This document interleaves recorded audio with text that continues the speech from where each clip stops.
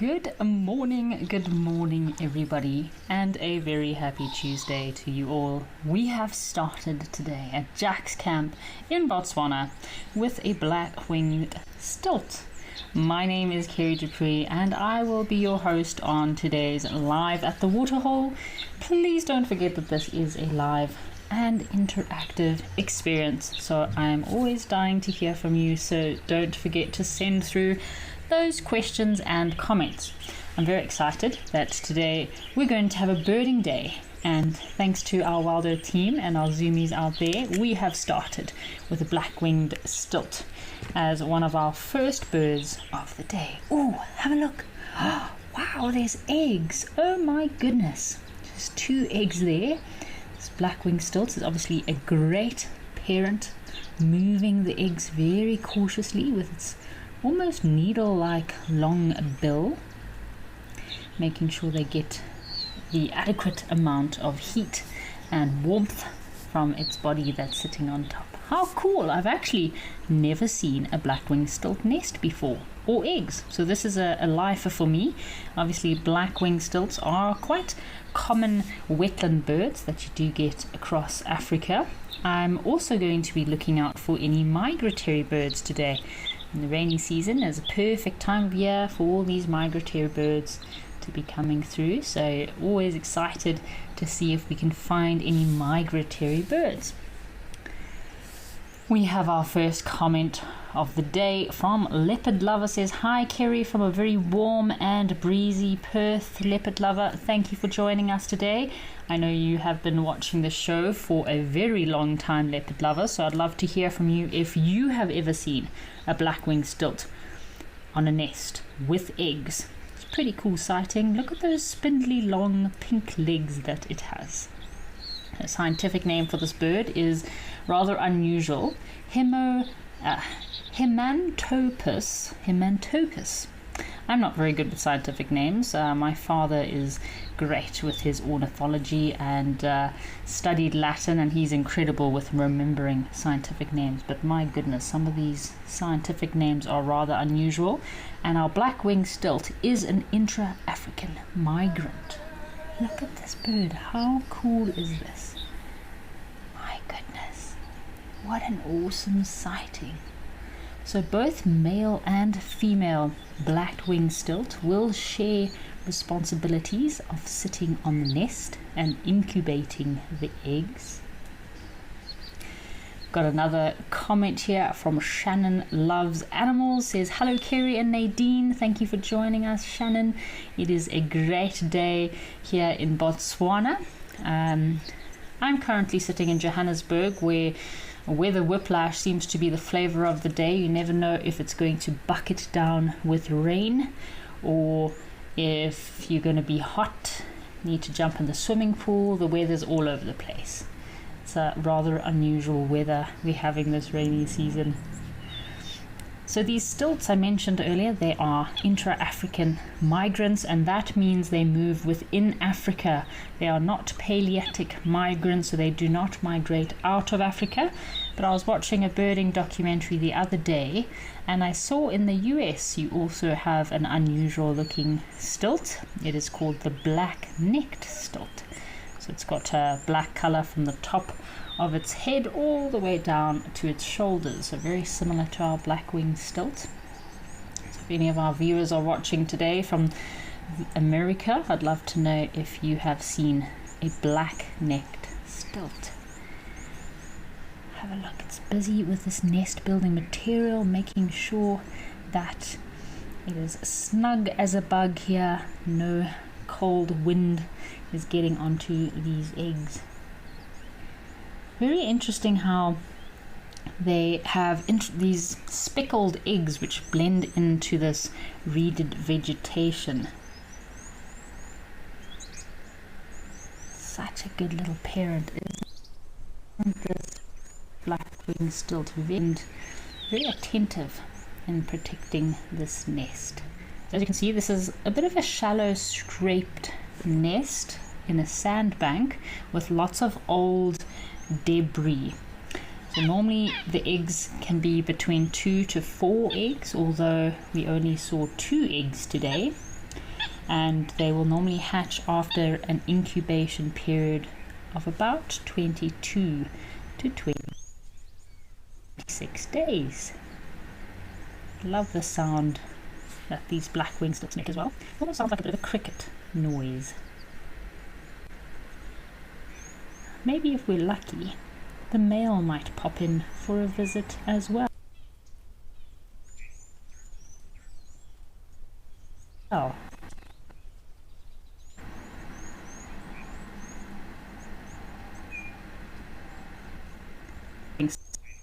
Stop and play for you now.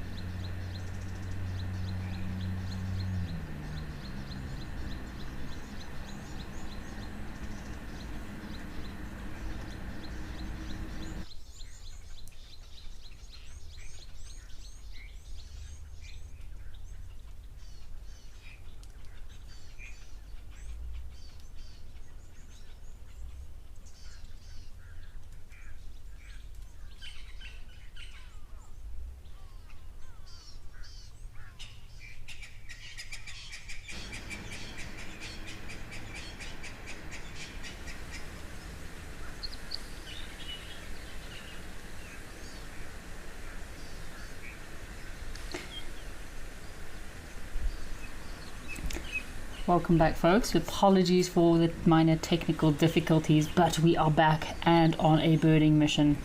So we have some birds here in Mahali over in Kenya, Masai Mara, These are weavers. So today we are focusing on birds. I miss my birding like mad, so no better way than to just dive into a birding mission for the day. So these are weavers, which are not migratory birds. We're also looking for migratory birds today. And let's have a look what weavers they could be.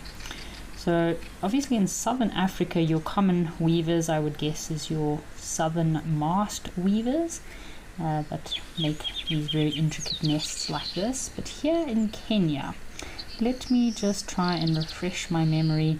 Could be our speckled weavers.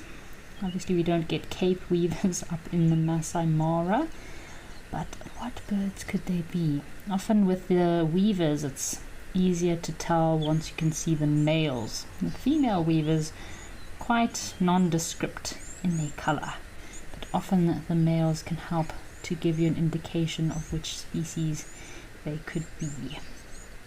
I know over in Nkewa we had lots of weavers nesting very close to camp, so it was quite cool. We got to go and investigate which weavers they are. So weavers are more common resident birds. Alright, let's have a look here. I can see one of the males. He looked mostly yellow, could have had a bit of black or brown on his head. We've got any Kenyan birders or avid Kenyan birding professionals watching. You can, I'd love to hear what your opinion on which weavers this could be. I've got the Specs weaver here, which could be an option, but I see that's more in Tanzania, not so much in Kenya. Of course, our village weaver would be my next best guess, which we do actually get up in Kenya too. So unless any of our birding professionals watching today have a suggestion on an ID, I'm going to guess this could be a village weaver. Right, we've got some comments coming through here from Jessie. Jessie says, really great scenery. Yes, Jessie, it's always lovely to see these incredible wild scenes here all across Africa. Andy is also asking, how far do African migratory birds travel compared to others? So Andy, we had a question earlier also about migratory birds. Let's just have a look see. So Shelley was also asking, what are typical migration routes and patterns for intra-African migrants? So to give you a bit of an idea, Shelley, so the definition of intra-African migrants, these are birds that move seasonally within Africa, usually for purposes of finding food, water, or breeding sites. Just like with our black-winged stilt that we were seeing earlier, they will migrate to more suitable areas for breeding. And some of these patterns can be from north to south, so for example southern Africa, or up to East Africa, Central Africa, following the rains, or from east to west, so birds following rivers as well as temporary or more permanent water sources. So short range local movements do tend to cover anything between a few hundred kilometers, and these birds will be following the rainfall and the food, and that is what triggers these birds to move. So rainfall, wetlands that might become available to these specific birds, food abundance, or nesting. Oh, let's have a look. Okay, got a nice view of this weaver now. Had a guess earlier that I thought he might be a village weaver, but I'm seeing a lot of dark color on his under chin.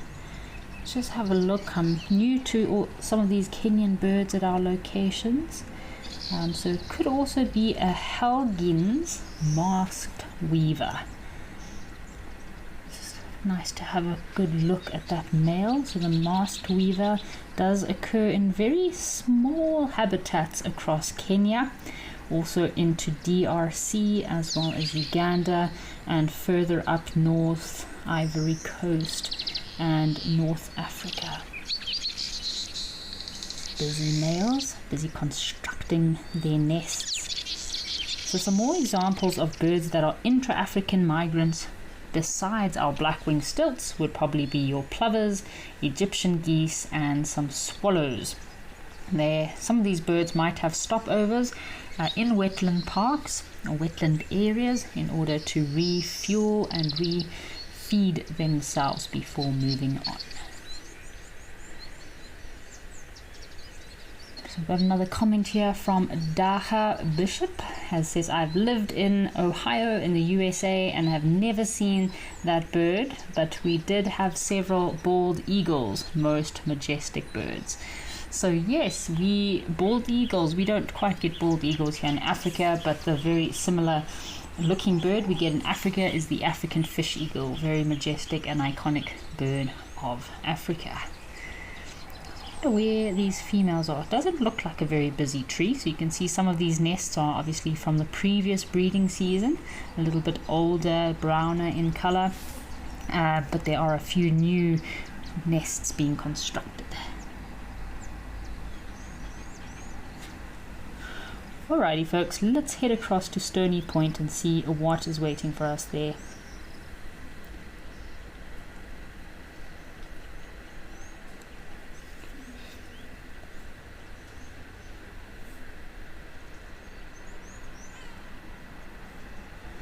Alrighty, well, we are busy with our birding, and what do we have here? So this looks like we've got some reed cormorants, and we could have some white-breasted cormorants here as well.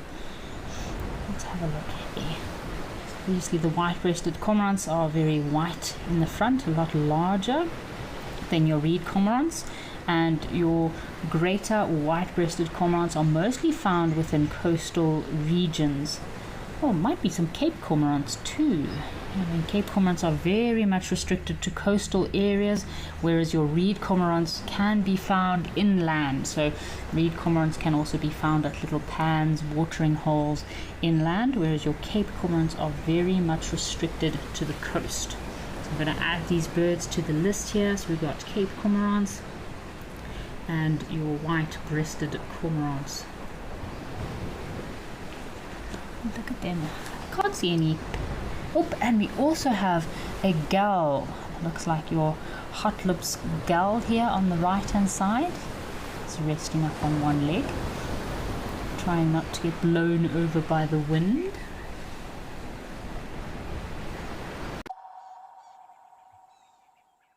Join me at Mabula Private Game Reserve from 6 to 11 May 2026 for a 5-night private safari for just 6 guests. Just incredibly exciting. Enjoy guided walks, take part in rhino conservation efforts, and explore Mabula's beautiful landscapes from open plains to rocky hills, alive with birds, animals, and vibrant plant life.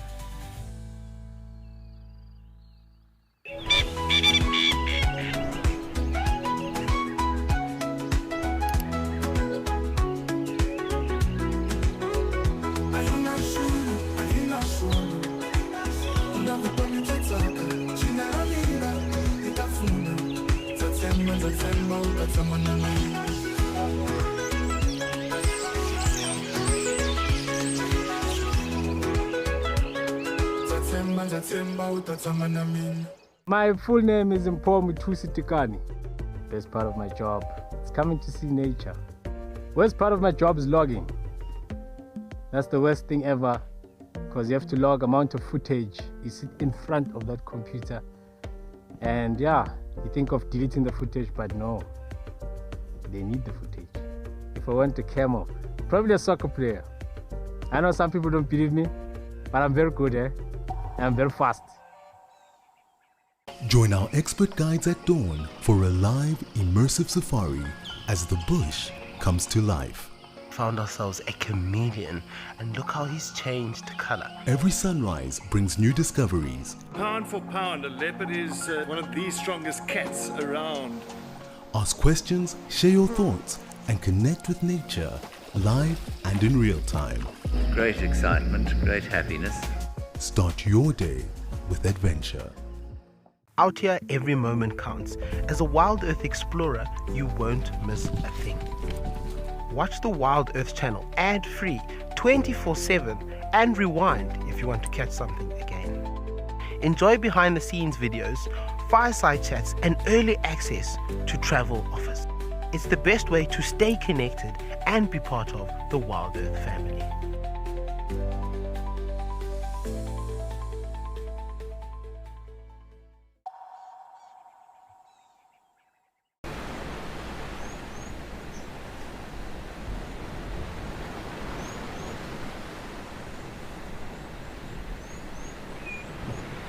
So I'm just having a look at a photo here of a Cape cormorant.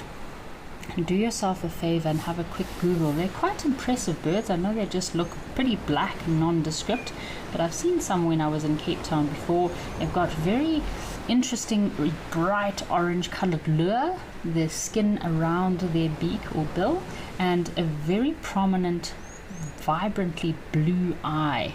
Looks like a little disc, their blue eye. So that is the mature adults.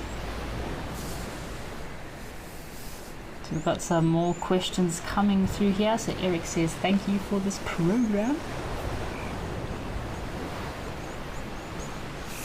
Alrighty folks, we've got some bird activity over at the Hyde in Zimbabwe. So let's head across there, see what else is happening.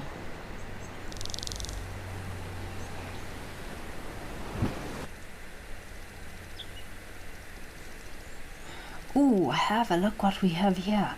So we've got some kites here. So probably your yellow-billed kite, or now known as a black kite. It's quite difficult to keep up with all these name changes, but this is a perfect time of year for these kites to be in this area. So again, this is a migratory bird. So we're gonna, for now, we've only got 2 migratory birds for the day. So the black kite and our black-winged stilt.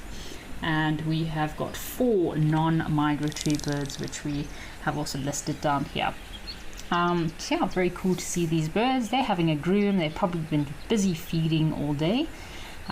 We've got some comments here. Hansen is asking, how long is an incubation period? So Hansen, it sort of depends on what type of bird.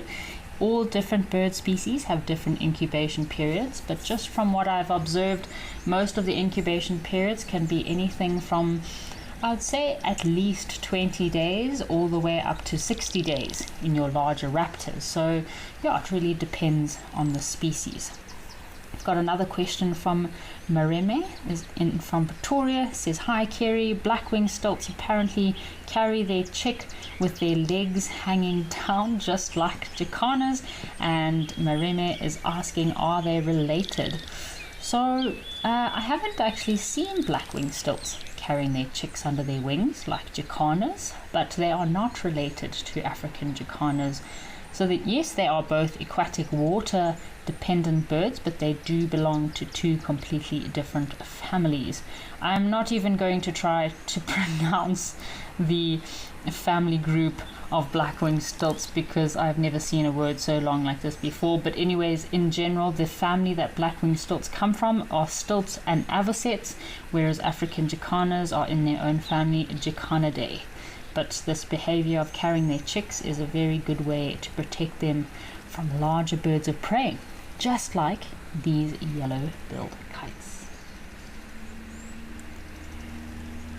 Oh, he's having a nice stretch of his wing. So these kites will be busy all day for as long as possible while feeding in these nice open areas, especially with the rains coming. There's eruptions of all these termites and flying ants that keep these birds very well filled during the rainy season. I've got a question here from Wendy, and Wendy's asking, how can we study and conserve intra-African migrants? So Wendy, a very good question. The more we learn about wildlife, not just birds, but any wildlife, the more we understand their movements, their patterns, their behaviors, and then we can try to come up with ways to protect them. So ringing and color flagging in birds is a very good method to help protect them within certain species. So this helps to track local as well as regional movements.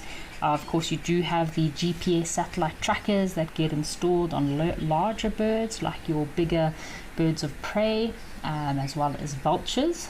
Citizen science projects are also very important, like eBird or SABAP, as well as CWAC. So all these bird tracking or bird lassoing applications are very good ways to monitor and record species. So if you sitting in the comfort of your home or wherever you are on your trips and your travels would like to contribute towards citizen science, you can download the eBird app and get birding, because all these birds that are recorded help to contribute towards studying and learning more about these incredible bird species, not just migrants but also resident birds.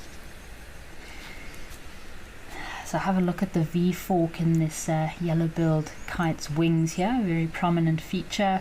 It's quite a small brown bird, and this time of year it's the more common bird that you will find. But be very careful, because the black kite, there's a yellow-billed kite or black kite, has a difference on the edge or tip of the bill. So have a look, these guys have pretty much just yellow bills, but there's another subspecies that has a slight difference, and it has a black tip to the end of its bill.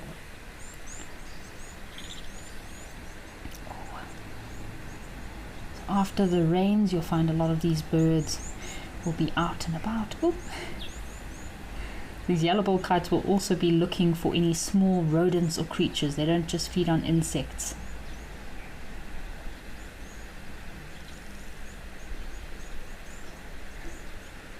He's giving himself a good groom, cleaning his wings. I know there's been lots of rain in Wangi. The rest of Zimbabwe and Botswana, we've had incredible rainy season so far. So we've got another question coming in from Jessie, and Jessie's asking, where do these kites migrate from? So Jessie, the breeding season is normally in southern Africa for these yellow-billed kites, between South Africa, Botswana, Namibia and Zimbabwe. So they'll spend their summer rainy season in southern Africa, and then when they migrate, they'll migrate further up to north and central and eastern Africa. So the Congo Basin, parts of West Africa, East Africa, and that's where they'll spend their non-breeding season. So mostly intra-African migrants. They like to migrate during the rainy season, as I mentioned, because of food availability and following all of those insects.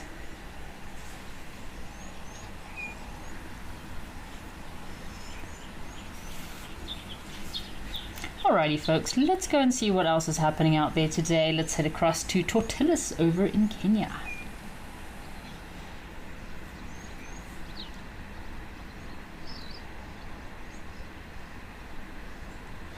Oh, another bird to put onto our migrants list. I don't know if we really should, but anyway, we will put our Egyptian geese on our migrants list.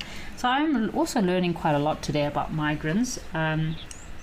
It's interesting, these Egyptian geese. So they are intra-African migrants, although their species has spread throughout Africa as well as into Europe. But mostly you'll have resident populations, and you will have a population that will migrate within Africa. So they are intra-African migrants. Same as we were talking about with our stilts and our plovers.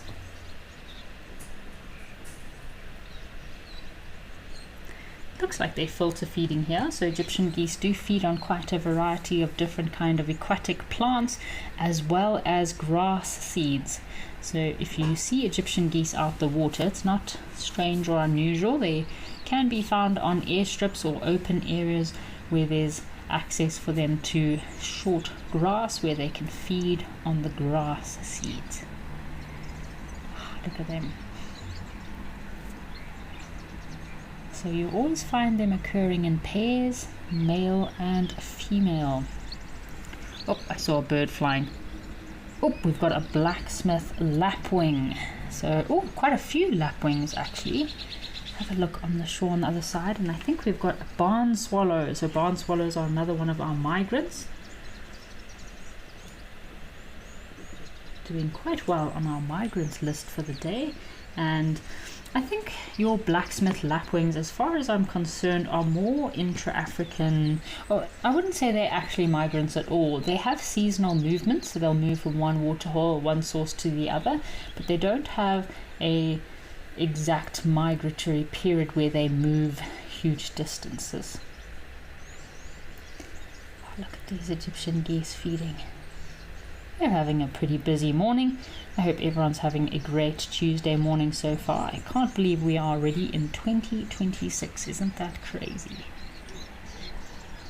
So we've got a question from David. David is asking, what are some examples of bird migration? So bird migrations can be quite extreme. There's some incredible migratory birds out there. Some of the longest migrating birds in Africa are the Arctic tern, which holds the world's record for migrating from the Arctic to Antarctica and back every year. So it covers between 70 to 90,000 kilometers, experiencing 2 summers every year. It definitely is a summer chaser, that Arctic tern. Another migratory bird is the bar-tailed godwit. This is the longest non-stopping flying bird from Alaska to New Zealand all in one go. This is 11,000 kilometers that this bar-tailed godwit travels over the Pacific Ocean, which takes roughly 8 to 10 days without landing, eating or drinking. I learned recently from a very knowledgeable Zimbabwean guide that birds that migrate this distance over long, like a water source, obviously they cannot go, this godwit, imagine 8 to 10 days, they need to sleep. So they go into a bit of a state where their brain is sleeping, although they're still flapping, still moving across these huge expanses of water. But if they didn't sleep, they probably would fall right out of the sky. So it's amazing how their brains can almost shut down half of their brain so that it rests and sleeps and recuperates, while the other half of the brain is still actively moving the wings, looking, trying to see where it needs to go. Isn't that amazing? So your swift, you also get common swifts that can also stay airborne for up to 10 months. Isn't that crazy? Without sleeping, that they feed, sleep and mate on the wing.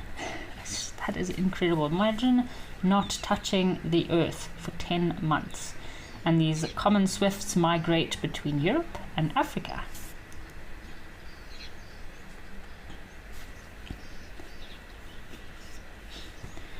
Alrighty folks, our Egyptian geese are not doing too much exciting, so let's head across to Wangi and see what else is happening out there today.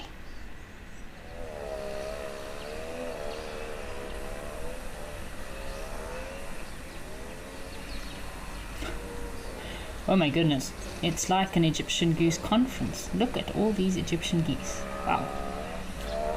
Not even going to try and count them because there are so many. So we're here in the Wangi Safari Lodge. In this area, the birds that you can look out for, I've never quite seen so many Egyptian geese here before, but normally you have lots of marabou storks that hang around this pan. We do get black-winged stilts, a few resident pairs sometimes that reside in this area. It's a great spot for birding. I think every now and then I've maybe seen 1 or 2 white-faced whistling ducks, but generally the more common birds are your Egyptian geese, marabou storks, black-winged stilts, maybe some cattle egrets, or if you're lucky, a grey heron or black-headed heron. I'm not seeing any other birds here. It just looks like a huge congregation of Egyptian geese. Alrighty folks, let's head across to Tau and see what other birds we can find out there today.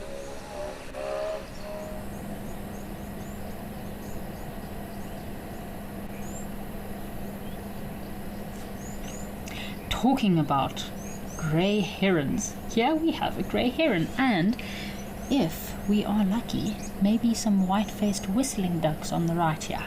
Tau is an incredible spot for birding.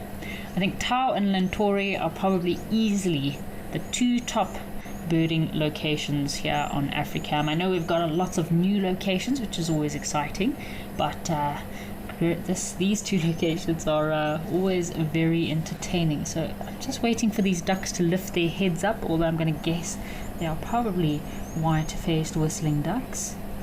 Have a look out to see what else is out there. Maybe if we're lucky, a moorhen. There we go. You can see the white shield on its face.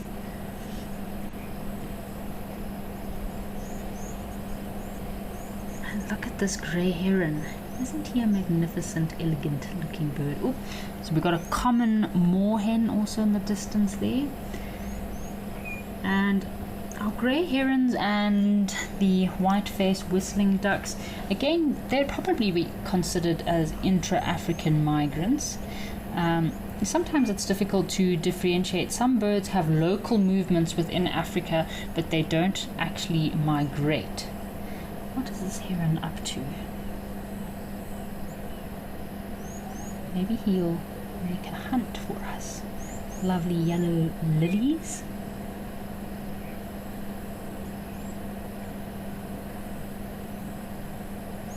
Just keeping a scan out for any other birds.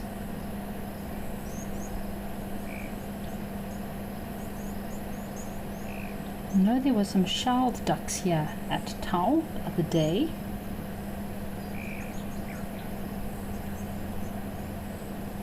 I know the common moorhen could possibly be an intra-African migrant.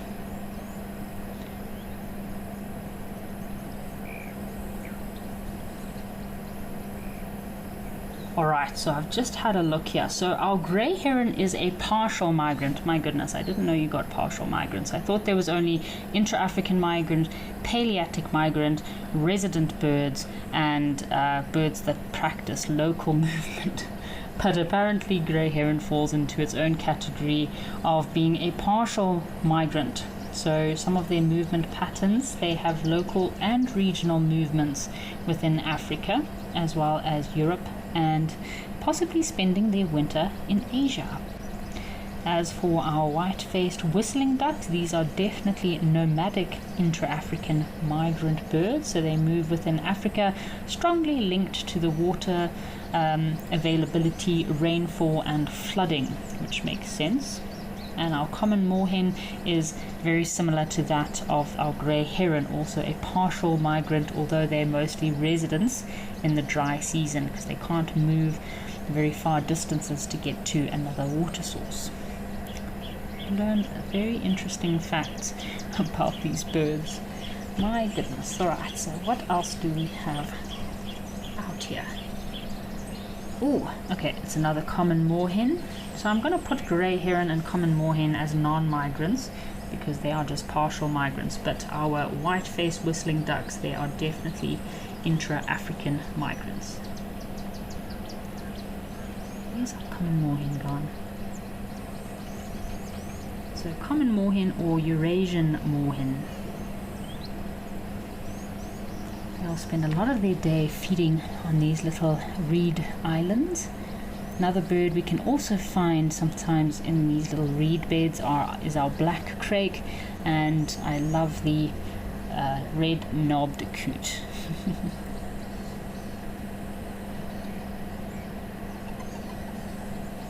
You see that very bright red shield that this moorhen has on its head there. It also has a yellow bill.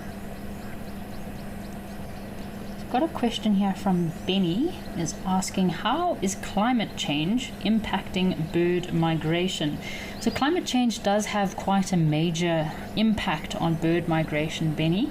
It affects the timing of their migration as well as their migration routes that they would use. Because if birds migrate in a time, if it's too early or too late, they might not have enough food, might be too cold for them, they might die along the way.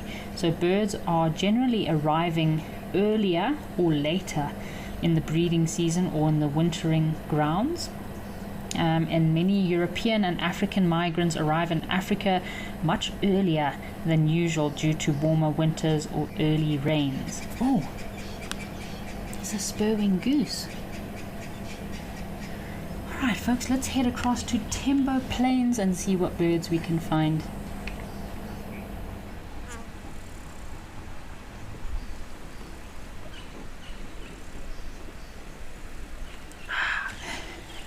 Oh, we've got a little cattle egret here over in Tembo Plains in Zimbabwe. So there was a spurwing goose that I saw, a very sneaky spurwing goose, hiding in the vegetation, trying to blend into the white-faced whistling ducks. Spurwing geese, I think, are also more a nomadic species. They'll have local movements, so partial migrant, shall we say, as well as these cattle egrets. So cattle egrets will also be very restricted to following their food source. Looks like this cattle egret is trying to make a bit of a feast or a hunt, look for a meal. Maybe he's also waiting for some buffalo to come down to the river so that they can disturb some insects for them. So interesting how these cattle egrets will often follow the big herbivores like buffalo or elephant, even giraffe, hoping to benefit from any disturbed insects. They even hitch rides on the back of hippos sometimes when they get lazy.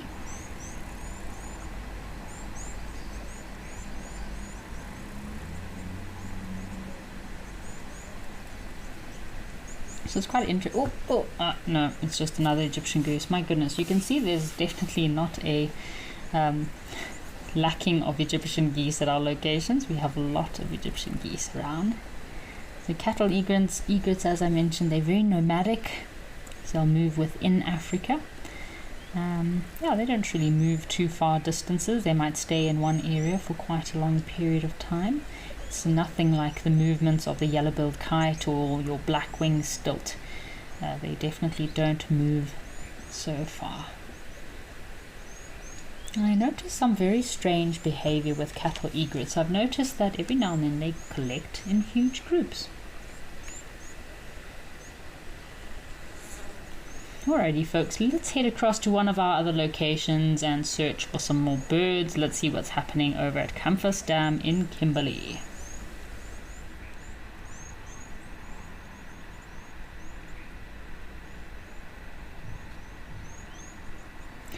Oh my goodness, okay, let's see what we have here. I think that could have been a shelled duck. And what are these birds? It's definitely a wader of some sort. Campus Dam is always an interesting location, lots of new birds to be seen. I want to say it could be like a godwit of some sort. Let's have a look. No, definitely not. Got some black-winged stilts that do occur here, so I know you can often get juveniles, lots of juveniles around. Just going to have a look at my birding app. It's definitely a wading bird of some sort. 2 black-winged stilts. Very interesting birding here. It's amazing how many birds collect in these areas. Just mineral-rich waters attract all these incredible wading birds. Looks like, I don't know if they are terns of some sort. Their bills look like they are quite long. Maybe if we're lucky we might see some flamingos here as well. Perfect place for flamingos. Oh, could be some avocets. I wonder if they are the pied avocet by any chance. Have a look. They've got quite a long bill that's kind of curves upwards, and they definitely, so they have white wing barring with a bit of black outline. So yes, a pied avocet, folks. Have a look how striking that color is. So the female's color is normally, or bill has a bit more of a stronger curve, so they usually breed in small colonies. They'll nest wherever they nest. They're quite noisy birds, and during the non-breeding season, flocks do move in big numbers of hundreds, so they'll feed while wading or swimming and sweeping their bill from side to side, and they can be most commonly found in coastal wetland areas or very brackish lagoons. Oh, what's happening here? Okay, lots more bird, and these are Palearctic migrants, folks, your pied avocet. So it's our first Palearctic migrant of the day. Palearctic migrants mean they do migrate outside of Africa. So very cool. And I think we've got grey-headed gulls that have just flown in here on the left, and we have one shelled duck. The shelled ducks are also a nomadic species or a partial intra-African migrant. Look at the birds, isn't this amazing? Our grey-headed gulls are moving off. Just keeping a lookout to see these pied avocets are really unusual looking birds. So there's obviously a lot of juveniles here because the adults should have quite prominent black colours on their wings.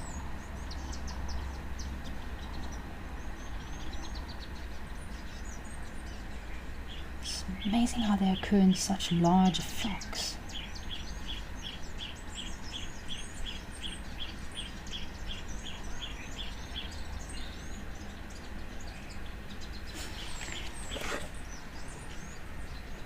So these pied avocets, as I mentioned, they are Palearctic migrants. So they'll migrate from Europe and Central Asia. So they'll breed in temperate wetland areas, and then they'll migrate southwards in the winter months to Southern Europe, Africa, as well as South Asia.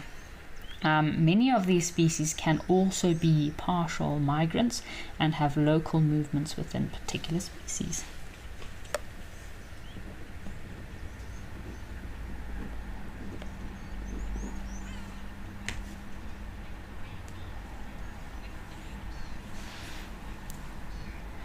Alrighty folks, I believe we have a new bird to add to our list over in Wangi, so let's go and check out what's happening in Wangi.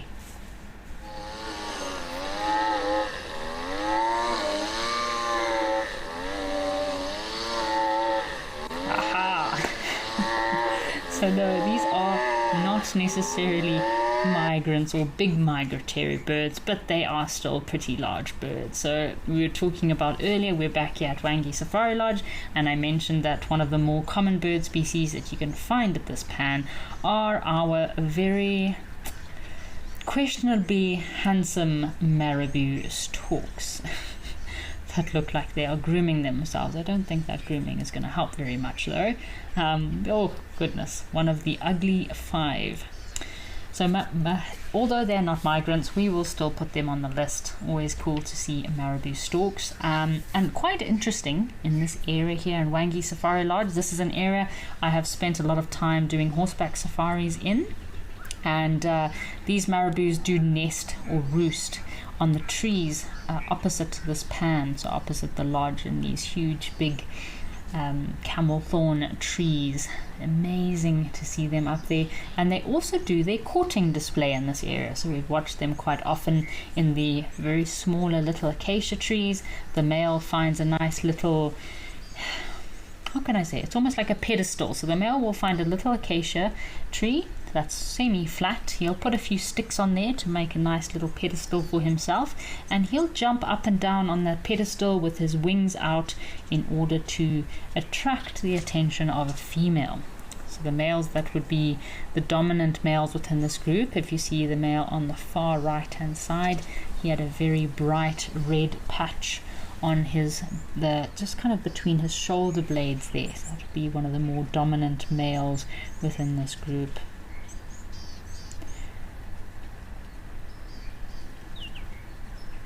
How cool to see our marabous. We didn't see them when we came here earlier.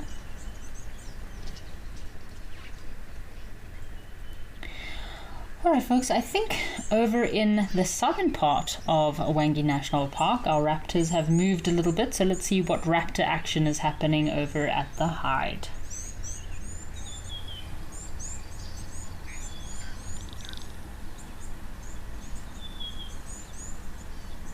Oh, looks like our yellow-billed kites are having a bit of a swim.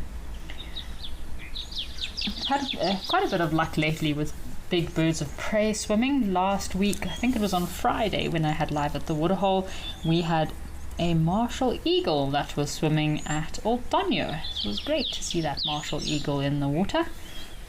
I'm just having a quick read up on our marabou storks. As I suspected, marabou storks are not migrants, so they normally occur within sub-Saharan Africa. So interesting how they don't necessarily occur in desert regions, and they're more resident and nomadic bird species, unlike that of these yellow-billed kites that move extremely far distances. Maybe if we're lucky, we'll see our grumpy hippo that lives in this pan, Mr. Moto Moto, which means fire, fire. He definitely has a fiery personality, that hippo.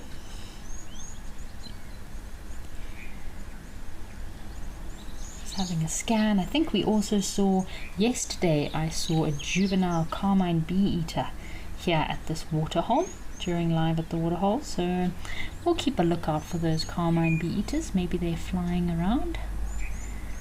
This yellow-billed kite's probably not looking super charming right now with his feathers all fluffed with water.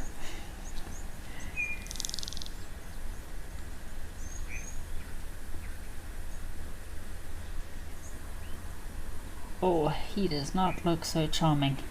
So once these birds have had a good swim, they will then make their way to a perching spot or somewhere that they can then spend the next couple of, maybe half an hour, 20 minutes to half an hour, preening their feathers, getting themselves looking dapper again. But for now, he looks a little bit like a drowned rat.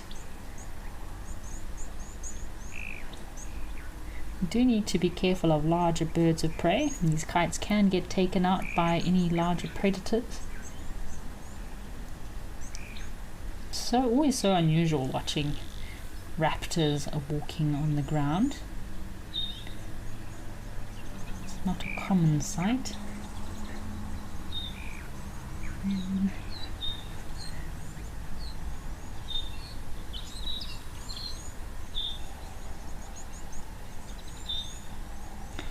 Alrighty folks, why don't we head across to Tembe Elephant Park and see what else is waiting for us over in Tembe.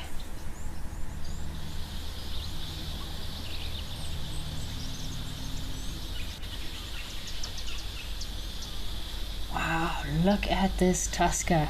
Got a very impressive elephant bull here. His tusks are still quite short. They could grow quite a lot. I think we've got, what do we have here? It could be another white-faced whistling duck further on our right. Shame.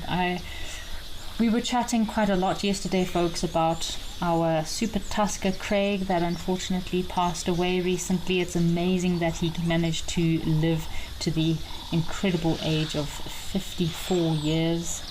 He was an ambassador in Kenya in Amboseli National Park for massive elephant tuskers all over Africa. So he did die of natural causes. His death seemed to be linked to his aging process. I mean, he was a very, very big elephant, a very old bull. He could have worn out his last set of teeth, which does make it very difficult for these elephants to feed. We had some questions yesterday. Some of the viewers were asking me what is going to happen to his tusks and his body. I have been doing a little bit of digging. It seems like for now his tusks have been obviously secured by the Kenyan Wildlife Services. They're keeping them in a safe place. They might be displayed in an elephant museum in Kenya in the future, but they're still sort of deciding where they're going to display these tusks and what they're going to do with his body. There's been talk about his body maybe being preserved so that people can be educated and taught about elephants as well, and maybe preserved in a museum, but I don't think the Kenyan Wildlife Services have yet decided what they're going to do. But yeah, having such an incredible elephant ambassador like that.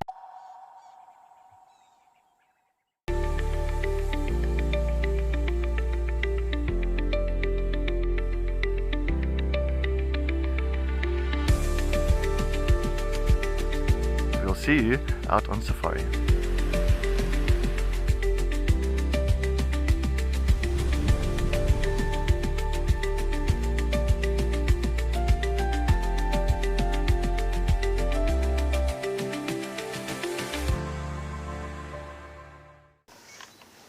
Even our hyena coming into the action as well now.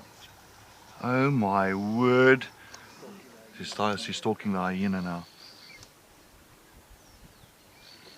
Leopard, hyena, lion, all together in one shot. Oh. Whoa.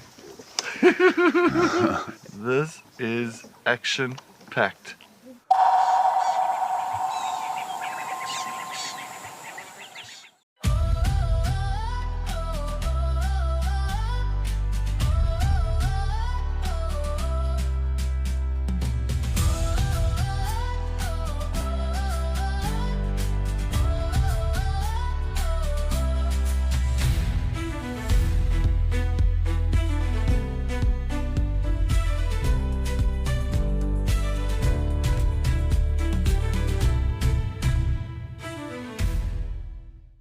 Join our expert guides at dawn for a live, immersive safari as the bush comes to life.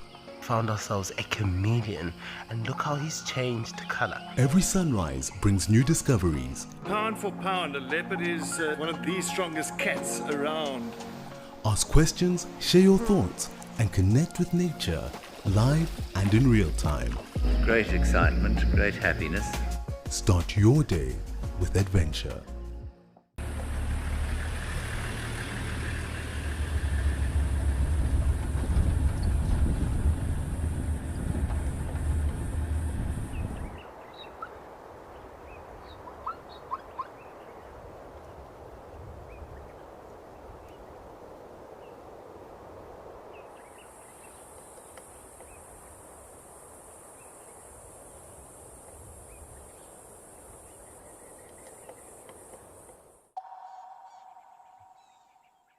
Maybe we'll see him make a kill.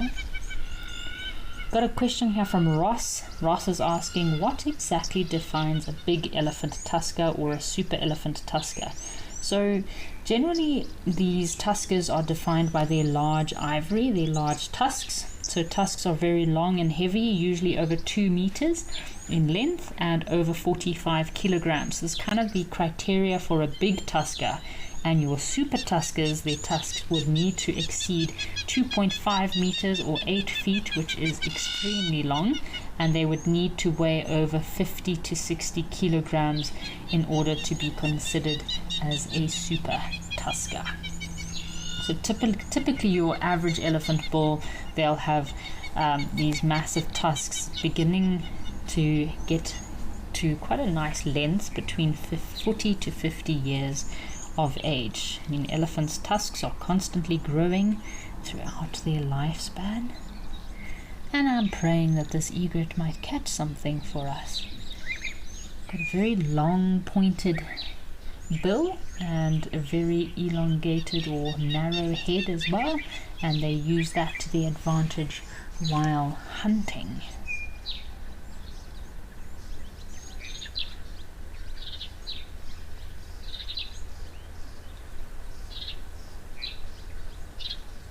Some other birds we can expect to see here at Safari Lodge Pan in Victoria Falls. Obviously we have our array of vultures. Your white-backed vultures, more common vulture species we see here, hooded vultures, maybe if we're lucky Cape vultures. Alrighty folks, there's some activity over at Founders, so let's go see what's happening there.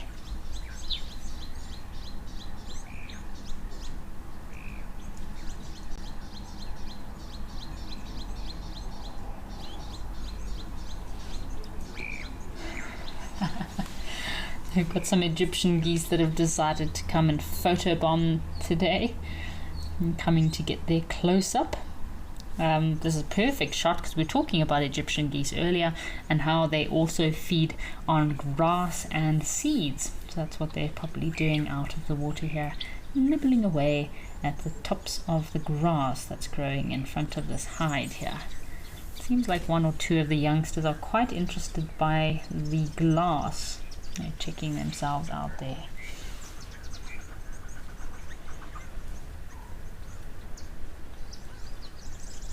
Yesterday we had a really awesome scene here. We had some rhinos that came down and they were snoozing, having a typical snoozy Monday.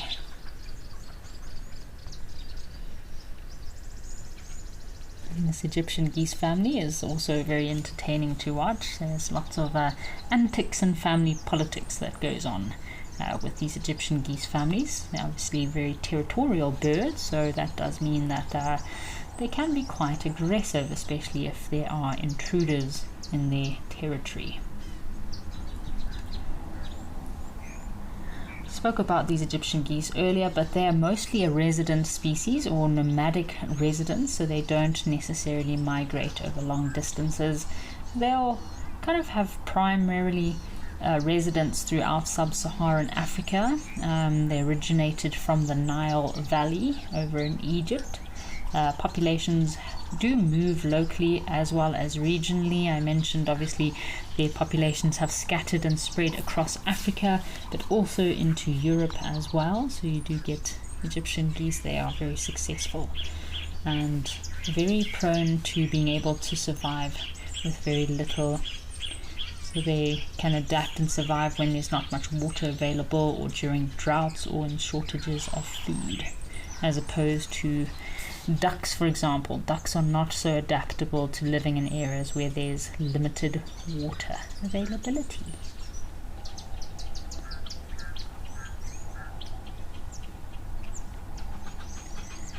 So that's why ducks will be much better at being migrants than Egyptian geese. Egyptian geese are not able to migrate such far distances.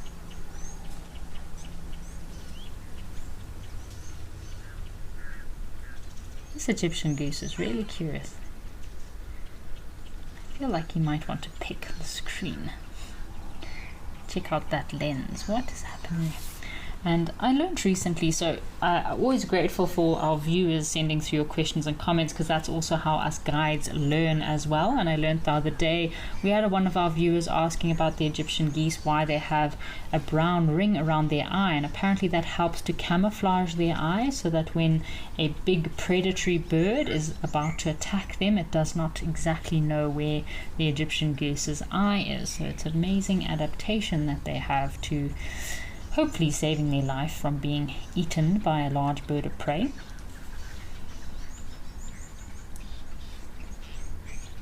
What are these geese up to?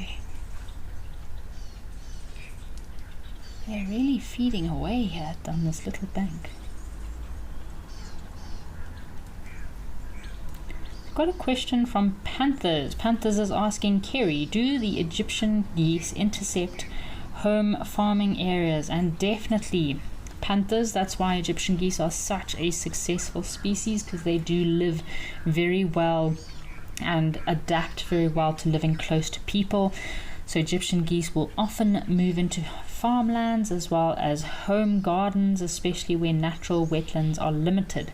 So I know here in Johannesburg, for example, in all of our little parks around us, you always find some Egyptian geese around, but they're not necessarily a good bird to have within an ecosystem, because they do chase a lot of other birds away. Ooh, we do have some rhinos sitting in the distance there, folks.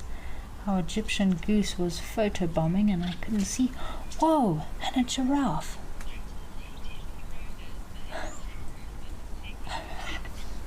Oh, wow.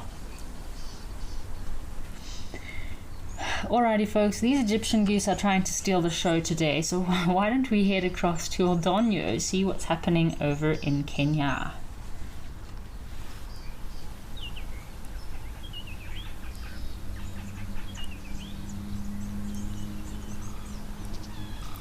There we go. This is a bit of a better scene. At least we have a full view of this giraffe without an Egyptian goose head in the way. Looks like a female. She looks a little bit large. She could be pregnant.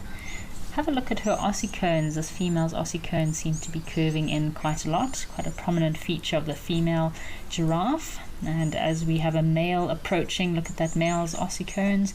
They're mostly bald and more pointed outwards or directly up, not so curved in like with the females.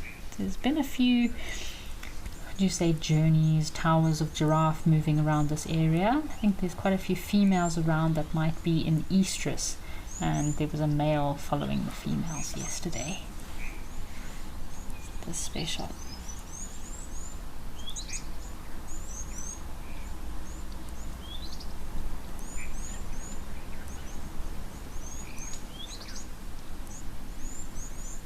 We do have a few different species of giraffe that occur in Kenya. Obviously, further up in the north, you get the reticulated giraffe, and then you get the Maasai giraffe as well. And you do also get, it's debatable. When I chatted to David about the giraffe species in Kenya, I kind of got a bit more confused than anything, but you do also get some of the southern African giraffe as well in Kenya. Wow, check at this olive baboon. My goodness, don't see baboons here very often. It's great to see an olive baboon. It's a whole troop. My goodness, this waterhole is really happening. Lots going on here. Wow. So yeah, so you're more, I never saw the reticulated giraffe while I was in Kenya. Obviously they occur in more northern regions like Samburu as well as Laikipia, and the Maasai giraffe, which was found in the areas that I was in Kewa, as well as Mbaseli, Tsavo, Nairobi National Park as well. Some of the taller males of these giraffe can measure anything between 5 to 5.5 meters in a female, and the weight of some of these giraffe can be anything between 800 to 1,200 kilograms, a big male. Such an incredible species. They're especially adapted to have those long necks so they can feed on the leaves of the acacia trees.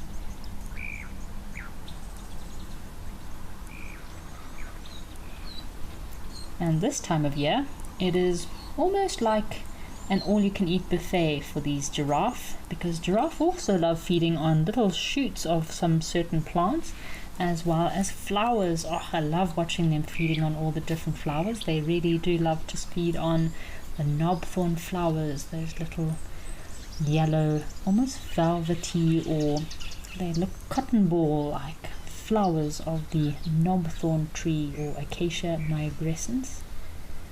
It's like a delicacy for these giraffe.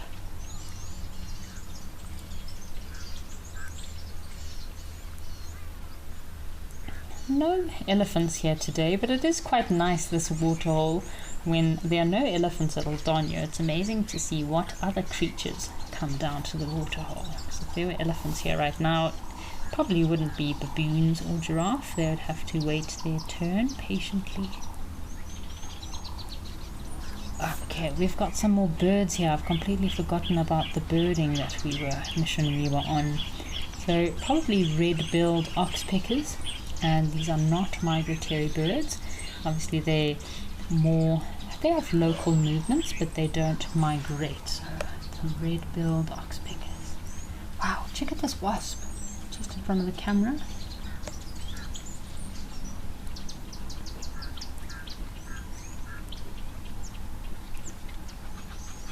Wow, this is a very big male baboon here. Have a look at this big guy walking off on the left.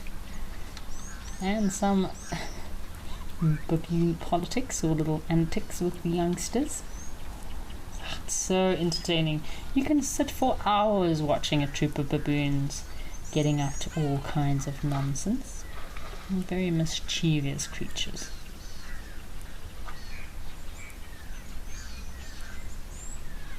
We'll just have a bit of a quiet moment here, folks, just to enjoy this lovely scene.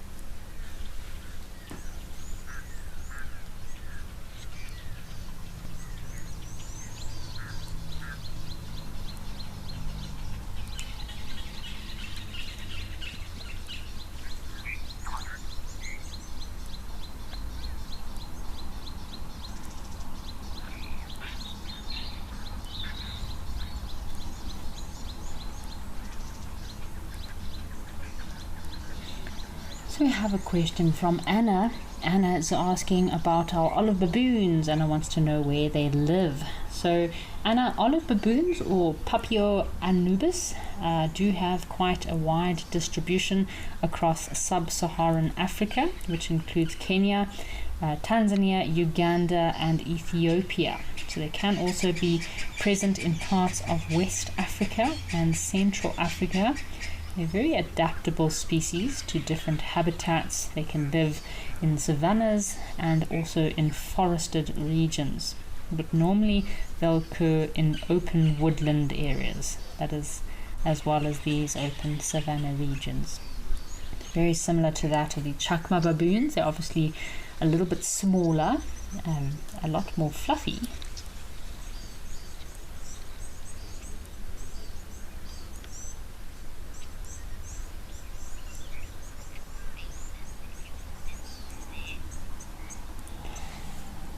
Alrighty folks, I think we have some storks waiting for us at one of our other locations, so let's head across and see what storks are waiting for us.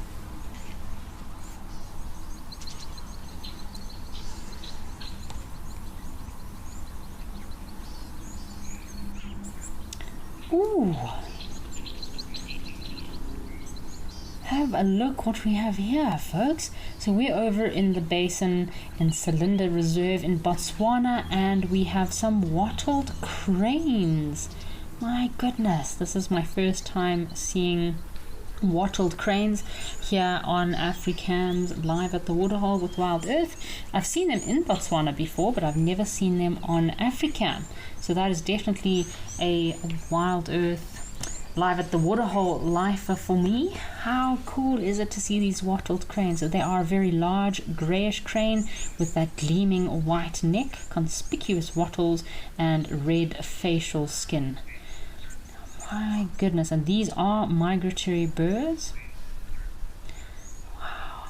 They normally occur in pairs, or you can find them in maybe sometimes pairs join up with each other. So I've sometimes seen groups of 4 or 6, but normally they'll only occur in pairs, and they do move very long distances from wetland to wetland. Check these guys. So they'll move. They're found in southern and eastern Africa, from South Africa, Botswana, Zambia, Zimbabwe, Angola, and Kenya. So they're not necessarily, they'll migrate within Africa, so they're an intra-African migrant, which surprises me. I would have thought that they would have been a Palearctic migrant, because a lot of the storks and cranes migrate to Europe or Asia, but apparently these particular cranes are more an intra-African migrant. They are considered to be a vulnerable species. Oh my goodness, okay, we've got lots happening here. So wattled cranes, look at this. This is an open-billed stork, 2 open-billed storks that we've got here. These are also partial intra-African migrants, and then we also had an African jacana just off to the right. Everything is happening here at the basin. My goodness. Maybe if we're lucky, we'll... Sorry folks, we had a bit of disturbance in our feed there, but awesome to get some new bird lifers over in the basin in Botswana. So we can add a wattled crane to our list. Wow, this female baboon looks very pregnant. We've got the open-billed stork that we're also going to add to our list for today. And I know he doesn't look like a very impressive bird, but the open-billed stork is specially designed and developed. They almost have a nutcracker-shaped bill, and that is especially for cracking open clams and mussels, freshwater clams and mussels, because that is mostly what they feed on. And then of course we also had our African jacana. Some other cool birds I'd love to see here again at Oldonyo. There's some birds hopping around on the right on this tree here, but I'm not too sure. They're a little bit far away, so I'm not too sure what they are. But some other cool birds I've seen here are the, what is it, sterling blue wider and the straw-tailed wider. We saw 2 males, must have been territorial males, in a bit of a territorial tiff, flying together. It was a very brief sighting. So, very cool. Ah, yes. Nadine just mentioned that we do get them here quite often in the one tree. I think it was the one acacia bush just off to the right. I've only ever seen them once, but I saw both of those males together, which is super cool to see 2 breeding wider species, males, together. in the same frame. Very cool. We also commonly see our wattled starlings often come down to the waterhole here. Of course, our superb starlings, another very common bird to see, not necessarily a migrant, but always good to see some of these resident species as well. So we've got a question from Billy Judd. Billy Judd is asking, do we get gelada baboons in South Africa? Billy Judd, not that I know of, unless they're in a zoo or a sanctuary, which is not necessarily a place that I don't really like to visit, zoos and sanctuaries. But no, gelada baboons do not occur naturally in South Africa. We get the chakma baboons, and these are the olive baboons that we are watching here. So Julian Thomas, one of our very good birders, has just sent through a comment, says webcam lifer for me too, Kerry. Nice one. Julian Thomas, I'm super glad that you are watching today. I know you're always very good on your bird ID and often help me with identifying birds at some of our locations. So yes, that wattled crane was a very special bird lifer. I think that's only my first time seeing it live, but actually second time seeing them. I've only seen them once before in Botswana, in Moremi Private Game Reserve. So yeah, Botswana is a great place to see these wattled cranes. So Shelley's asking a question about our primates here. Shelley's asking, how do olive baboons communicate? So Shelley, olive baboons are very similar to that of chakma baboons. They use a lot of vocalizations, verbal and non-verbal. The females make your typical like as they're moving, and I feel like it's a content sound when they make that sound. They're very content as they move through these areas. The youngsters have the normal sound that your chakma baboons make, a screaming, squealing sound when they're being disciplined by larger males. And of course the olive baboon make a similar barking sound to the chakma baboons as well. It sounds like a different accent, but it is similar, which is more for dominance and display. Look at this little baboon. So you can see there, obviously a lot of people ask why olive and chakma baboons have these curved tails, and as you can see there, that youngster was using it as a bit of a backrest to help him from not falling off his mother's back. This giraffe is just watching these baboons, wondering what monkey business are these guys up to.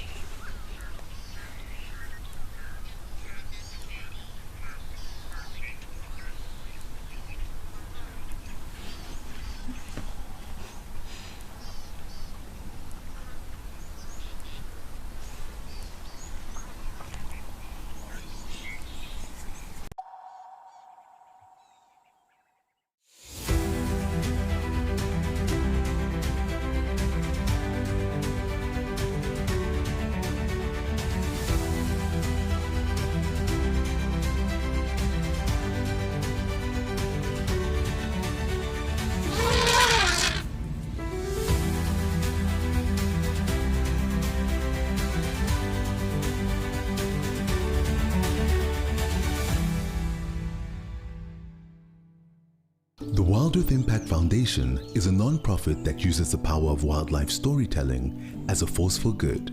We create sustainable development projects that showcase conservation stories, empower people, and inspire environmental action. As a registered South African PBO, you can make a tax-deductible donation to the Wild Earth Impact Foundation. To find out more, visit our website. My full name is Maxine Gaines. Most people that know me really well call me Max. I'm a mum. I have two boys. One is 16 years old and one is 14 years old. I'm a very, very proud mama of my two boys. I've just always been passionate about leopards. I'm passionate about their conservation. I'm just passionate about everything to do with leopards. I love them.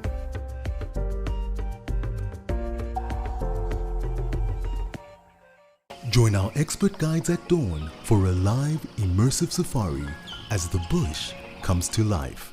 found ourselves a chameleon, and look how he's changed color. Every sunrise brings new discoveries. Pound for pound, a leopard is one of the strongest cats around. Ask questions, share your thoughts, and connect with nature, live and in real time. Great excitement, great happiness. Start your day with adventure. Safari, wine, and waterfalls. The ultimate African adventure. Sip South Africa's finest wines. Experience a world-class safari among Africa's iconic wildlife. And stand in front of Victoria Falls, one of the natural wonders of the world. All this can be yours with Wild Earth Travel, where Africa comes alive.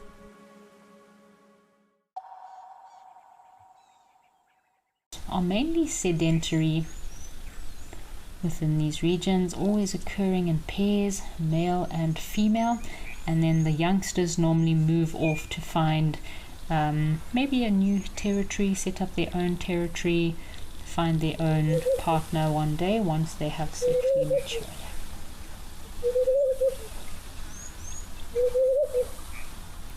Got a comment from Zachary Abrams. Elephant says, what a nice scene. Yes, this is a lovely scene, Zachary. Perfect scene for a leopard. Just imagine if this fish eagle wasn't here. There's some nice leopard branches here that these leopards could be hiding up in. So the habitat here in Camelthorne is very similar to that of the habitat in parts of Wangi National Park, where you get these incredible Camelthorne forests, and perfect place for leopards to hide up in these trees. They go unnoticed while they're lying up in the shady areas of these trees. Oop, I think we just saw a starling. Could have been a Cape glossy starling, just flew up behind this fish eagle.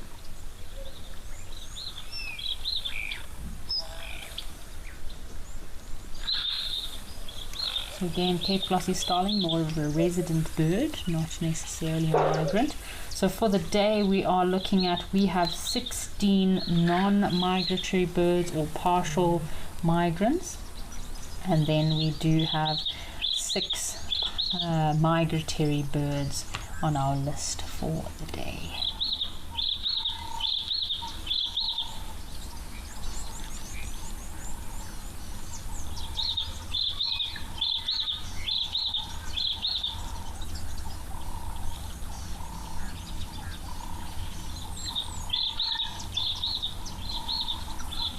Look at this fish eagle grooming himself.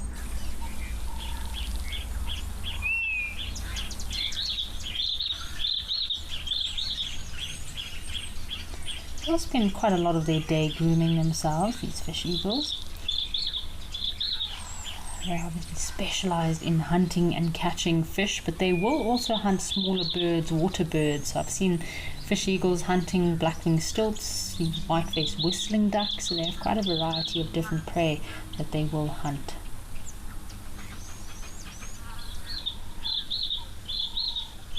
Look at his yellow bill there. Hiding in a nice little shady spot. So here in Botswana, same as in Zimbabwe, in the heat of the day, a perfect place to be is under the shade of a camelthorn tree.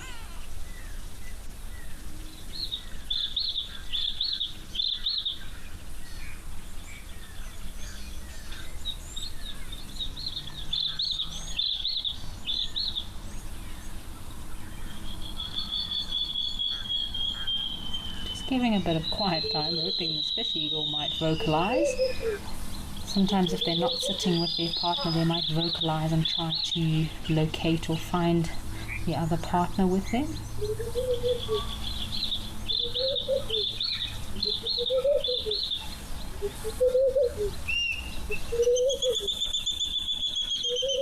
Also a perfect bird species that you can find up in these shady camelthorn trees would be owls. My goodness, the rose eagle owl, the giant eagle owls love nesting up in these shady camelthorns. Again, they do cast quite a lot of shade, so it's a perfect hiding spot for your large birds of prey as well. What is this fish eagle doing? It looks like he's resting his leg. Have a look here. I think his leg is hanging off the branch there. He might be resting his leg a bit.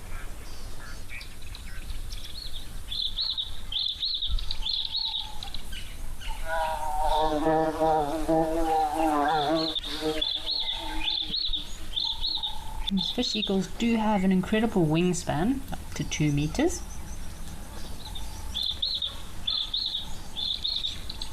Alright folks, why don't we head across to another location in Botswana and see what's happening at Menoakwena.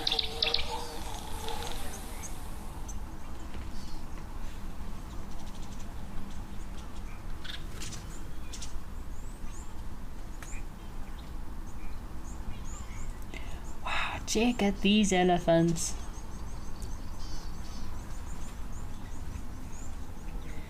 Now 3 big elephant bulls here, got 2 Egyptian geese, and I'm searching to see if there's any other birds around. These banks are a perfect place for nesting birds, like your bee eaters that nest in banks.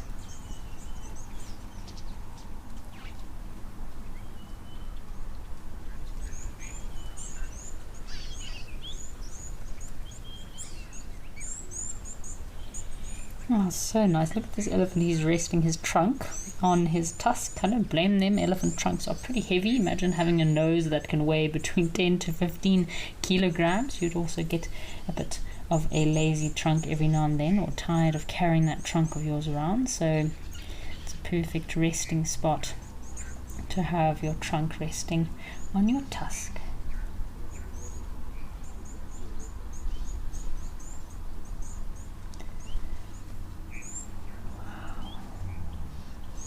Very big elephant bulls. I'd probably say the largest amongst this group is the individual moving off on the right. And, this bull is stretching himself here.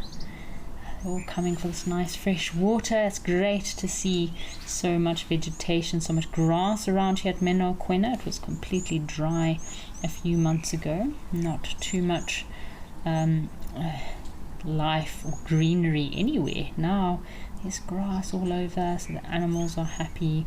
There's an abundance of water, which means the elephants don't have to move so far.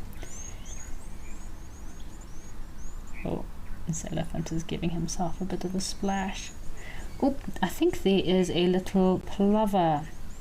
Could be a 3-banded plover just at the water's edge. Just having a look.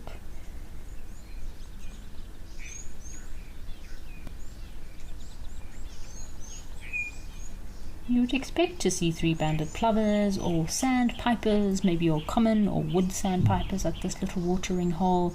You might get, these are actually spurwing geese, not Egyptian geese. Have a look. So a pair of spurwing geese. We did see spurwing geese earlier over at Tau. There was one sneaky little spurwing goose that was hiding in the vegetation amongst the white-faced whistling ducks. But as for our little 3-banded plover, so they're also considered a partial or local migrant depending on the region. So mostly they can be resident in tropical and southern Africa. So they partially migrate through southern Africa, but they do tend to be quite nomadic. So they'll track the water movements, especially floodplains and pans, because they always need to be associated with water. Can't decide whether there's a little bit of rain falling here at Menoakwena, or maybe it's just insects in the water.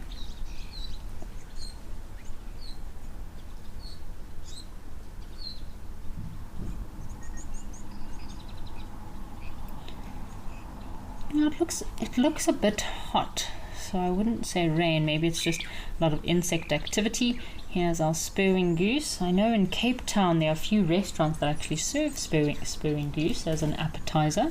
I believe it's quite a tasty meat. I've never tried it before.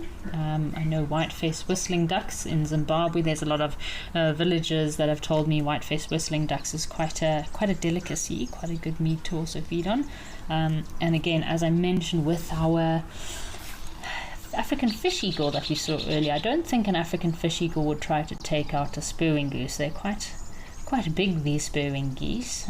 Big male is probably weighing between 2 to 3.5 kilograms, but a little white-faced whistling duck is definitely on the menu for a large bird of prey like the African fish eagle.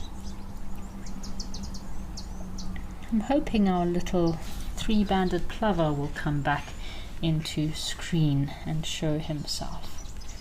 It'd be cool if we could see like a green shank. I haven't seen a green shank for a while.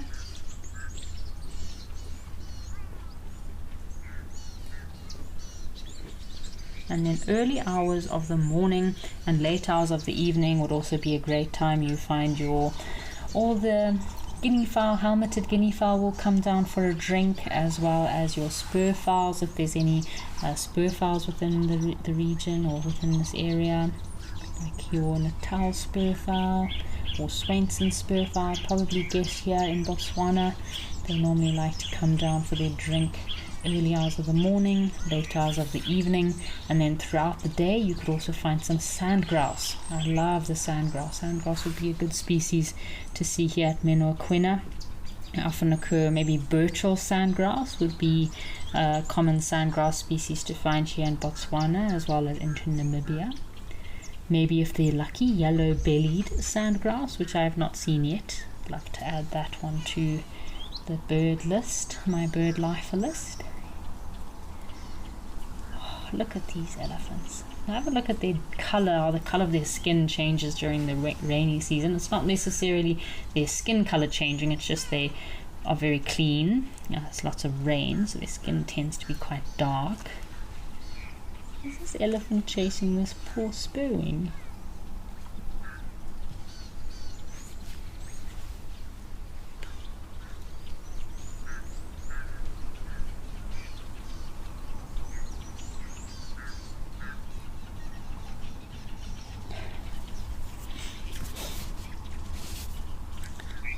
So elephants are, they're such bullies. I don't know why they would need to chase these birds. Yeah, shame Nadine was just commenting that they are, you never know, why do elephants feel the need to always chase other species, including birds? I mean, birds are so small. Okay, we've got some blacksmith lapwings here. I think there were some more three-banded plovers.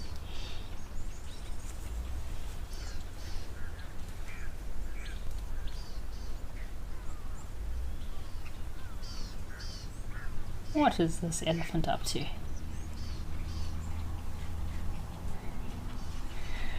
Alrighty folks, I'm not sure how elephant is probably going to disappear out of screen, so why don't we go across to see what surprise we have waiting for us at one of our other locations.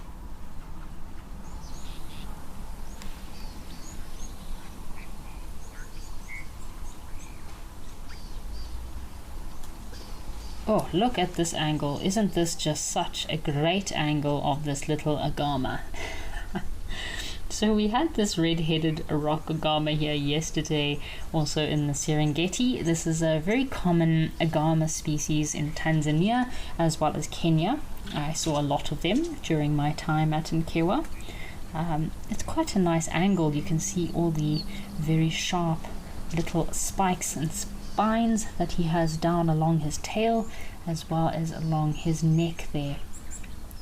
He's looking out carefully, making sure that no predators come and grab him as a snack. So yeah, he could very easily be picked off or picked up by your lizard buzzard or any of your little gaber goshawks or medium-sized birds of prey. This would definitely make for quite a great meal.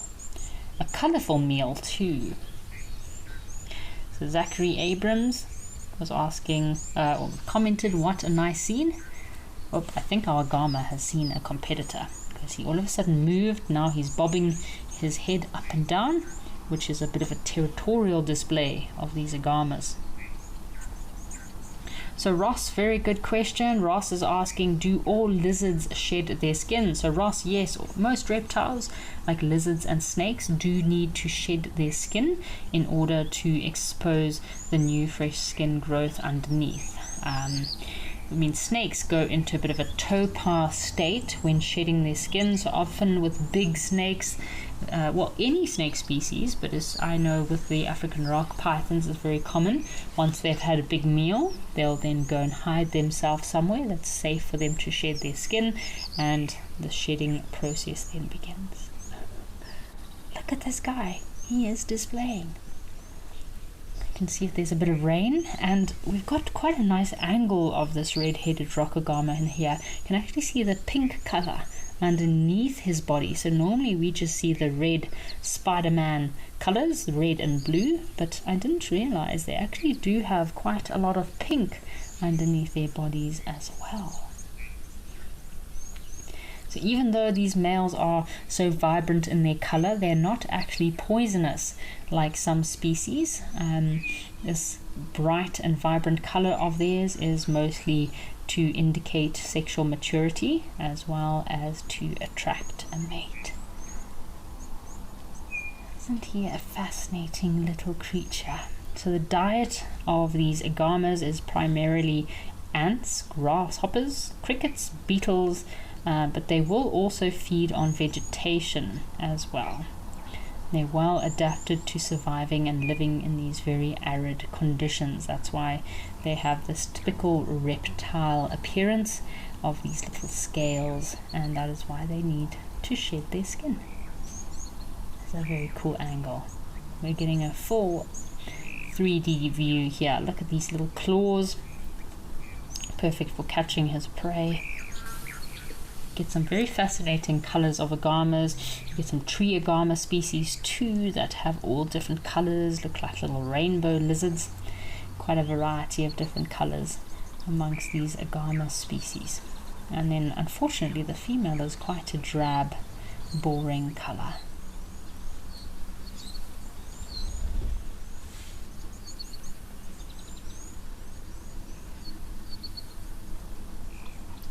You can see he's very alert, very attentive, looking out. Does not want any intruders coming into his area.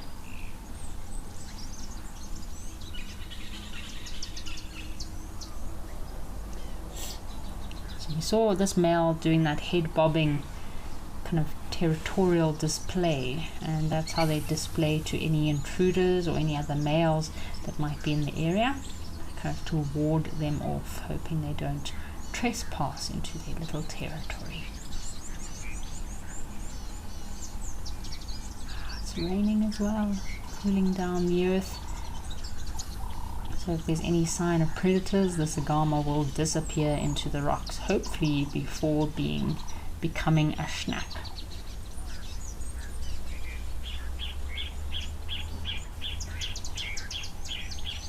Comment here from Panthers. Panther says, thanks Wild Earth, Kerry and all. Apparently you are leaving us now, but thank you so much for joining us, Panthers. It's great to have you with us. We're still watching this little gama. Have a look at it. So he's got these little ear openings on the side of his head there. Very fiercely protected, lots of little spikes and splines. It's so interesting how these reptiles have evolved and adapted to surviving in all these different very remote habitats.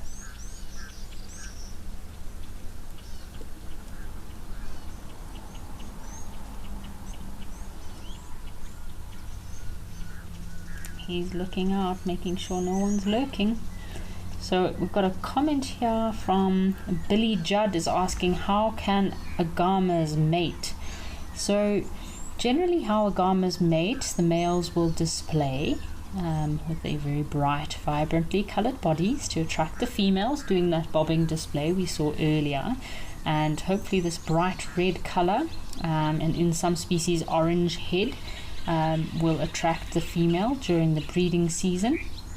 The males will then chase any rivals away while they are doing their mating display. So normally the males will then, once the female approves or is receptive of the male's advances, then the male will mount the female from behind. He then aligns his cloacia or the reproductive organs, and that's when the mating process will then continue.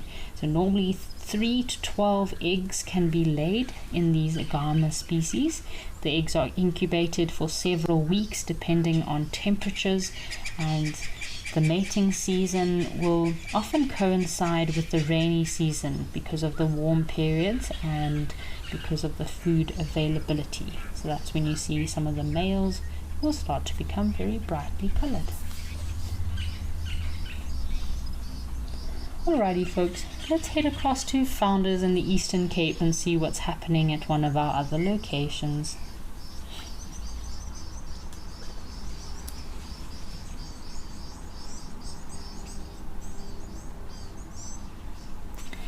Oh wow, we've got lots of action here. Our Egyptian geese are no longer stealing the show, which means the rhinos have a chance to come down for a drink, and we've also got some giraffe joining us here at Founders.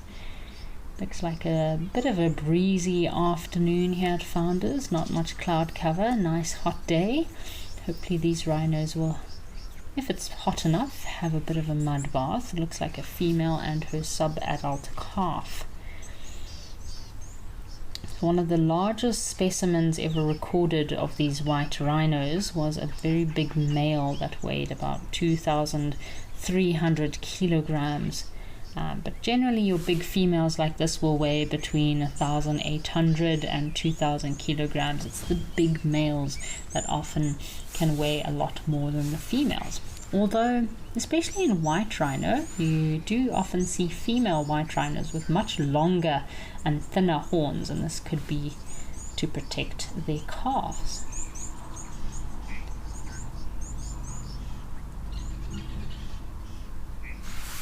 These white rhinos are in a perfect habitat here in the Eastern Cape of South Africa. Nice short grass for them to graze, unlike the black rhinos that are browsers. And normally white rhinos can consume anything between 40 to 50 kilograms of grass per day. And once they have done so, they will spend the rest of the day resting underneath a shady tree. So they sleep quite a lot, these white rhinos, compared to the behavior and lifestyle of black rhinos. Black rhinos spend a lot more of their day moving and searching for food.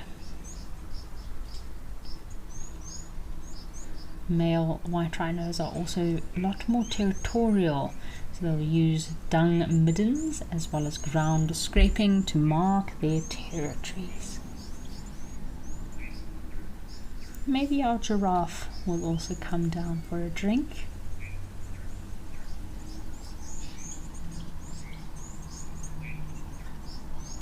These rhino calves will normally nurse for about 1 to 2 years before the mother has her next calf. Then they'll be chased off and have to survive on their own. But your gestation period for white rhinos is about 16 months, and then black rhinos is about 14.5 to 15 months gestation period for the black rhinos. So black rhinos is a lot shorter because they are quite a lot smaller than that of the white rhino.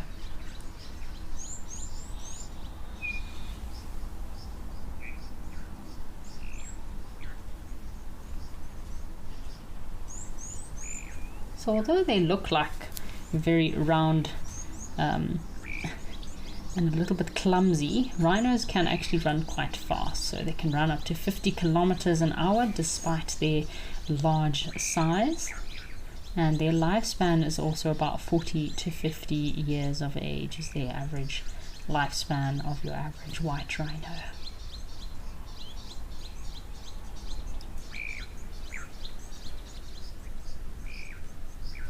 Come on guys, please have a mud bath for us. It's always entertaining watching animals mud bath. You can see those toes of theirs. They're 3 very rounded little toes that often in rhino tracks are very prominent in their tracks in the sand.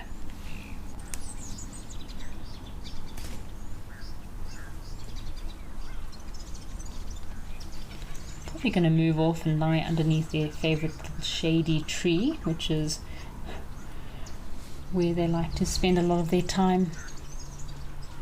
Some other birds we often see here at Founders is the Cape wagtail.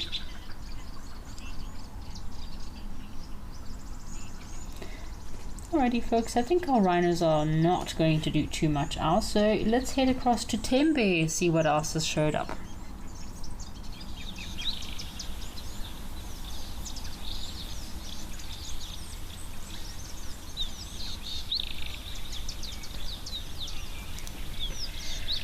So we're getting a bit quiet with the birds at the moment. It normally happens around midday. I mean, the best time for birding is often your morning chorus, early in the morning.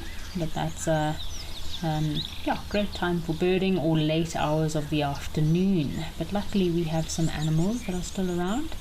Some dazzling zebras trying to hide from us. Looks like it could be a small herd of zebra. Don't often see zebra here at Tembe Elephant Park, so great to see some zebra today. Often see the nyala hanging around. Oop, it's a big shadow. Maybe our bully neck storks are still around. Keep an eye out. And in this bush on the right hand side we do often find I think it's a striped kingfisher, and sometimes if we're lucky there are two little bee eaters that often hunt from these little spots. They're hiding behind the bushes. If you were sitting in a hide right now at Tembe, you'd just be patiently waiting for the zebra to come out from this little spot. And make quite a nice photo if they came down here to drink.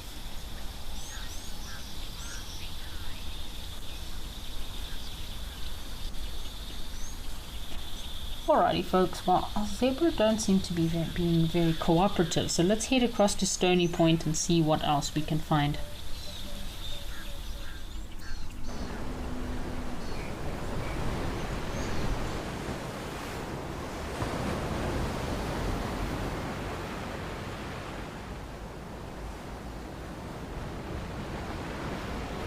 So we've got our cormorants here at Stony Point. They don't seem to have moved very far. They are taking a break from their morning endeavours of fishing. Looks like quite a lot of kelp that has washed up onto these rocks. Apparently some other cormorant species that you do get here in Stony Point are the bank cormorants. We have seen the Cape cormorants, we were talking about them earlier. You do get the crowned cormorant, which that would be a new one for me. I have not quite seen the crowned cormorant yet. They are a little bit more rare species to see, but these species we're looking at are the white-breasted cormorants and of course your Cape cormorants. Just having a closer look. I'll have a look at the white-breasted cormorants there. I would love to see a crowned cormorant. We'll keep our eyes open. Maybe if there's some penguins hopping around too. I know we often get the Egyptian geese. There's a family of Egyptian geese that sometimes move in these rocks. So we'll keep our eyes peeled.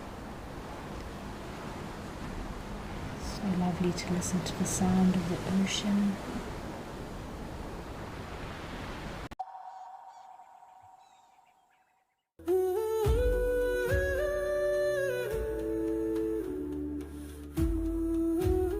My name is Amy, and behind the camera with me is Paul.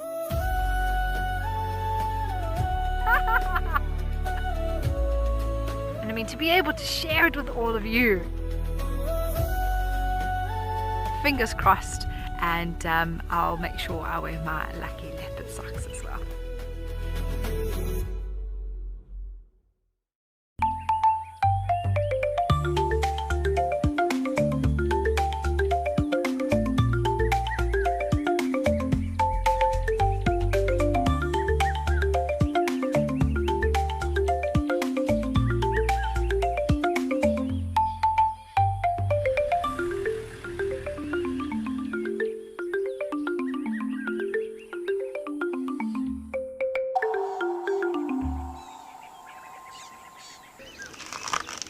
Would you like to know what an elephant's favourite food is? You could ask me questions like that in real time. Our safaris are live and interactive from the heart of Africa. The Fortunas over here. Watch Safari Live and connect with nature.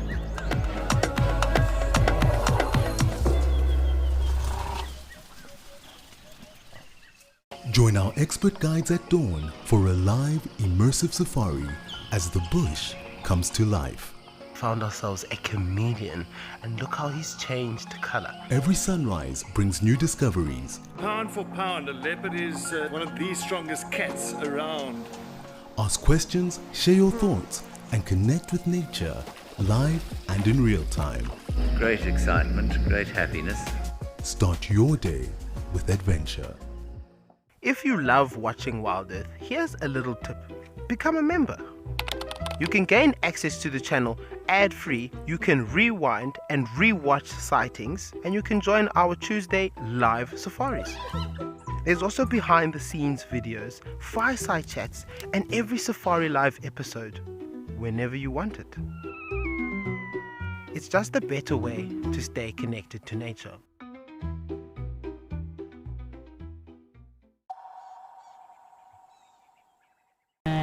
And a little shallow scraping in the nest, whereby both male and females will incubate the eggs. Interesting. Should also look out for some terns. We have not seen any terns down here by the ocean. I do love the black-headed gulls and the kelp gulls here in Cape Town. That sound always reminds me of Cape Town, and when you're walking along the coastal regions in Cape Town, especially Fishhook, watch out for those gulls. Yeah, you better watch out your fish and chips don't get stolen by those kelp gulls. They're quite brazen, brave little creatures, and they wait on the water's edge on the beaches for any little opportunistic meals that might pop up. My gosh, so I don't know if any of our viewers have bank cormorants on their live at the waterhole list, but that is definitely a new species for me. We did see some Cape cormorants earlier, but this is a bank cormorant, which again, they do have local movements, but I would not classify them as a migrant.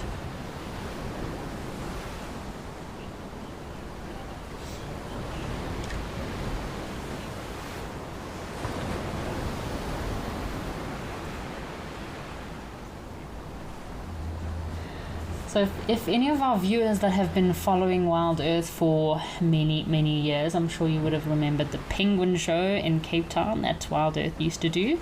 I think Jared used to guide or present for the penguin show, if I'm not mistaken, and apparently that is when we got to see a lot of these cormorant species, your white breasted cormorants, the Cape cormorants, bank cormorants, and maybe even if you were lucky, a crowned cormorant.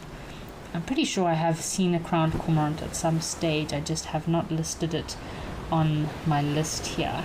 And also I feel like a lot of these cormorants, the immature individuals, all look exactly the same. Crowned cormorant obviously just has a plain red eye with an orange cere, as opposed to the Cape cormorant, which doesn't look so angry and has an orange cere with a blue eye.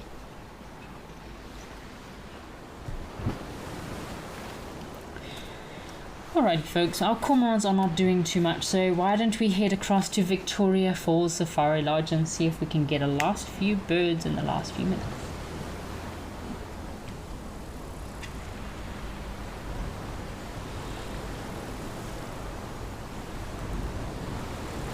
Oh yes, we have got some new birds for the day.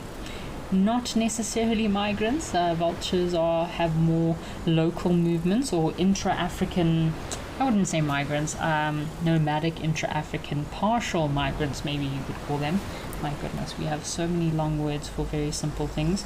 But yeah, we've got some white-backed vultures here, and we also have one hooded vulture on the left, coming in at birds number 19 and 20 for our local or resident birds of the day. We're still sitting at 6 migratory birds for the day. We've learned quite a lot today when it comes to birds and migratory birds.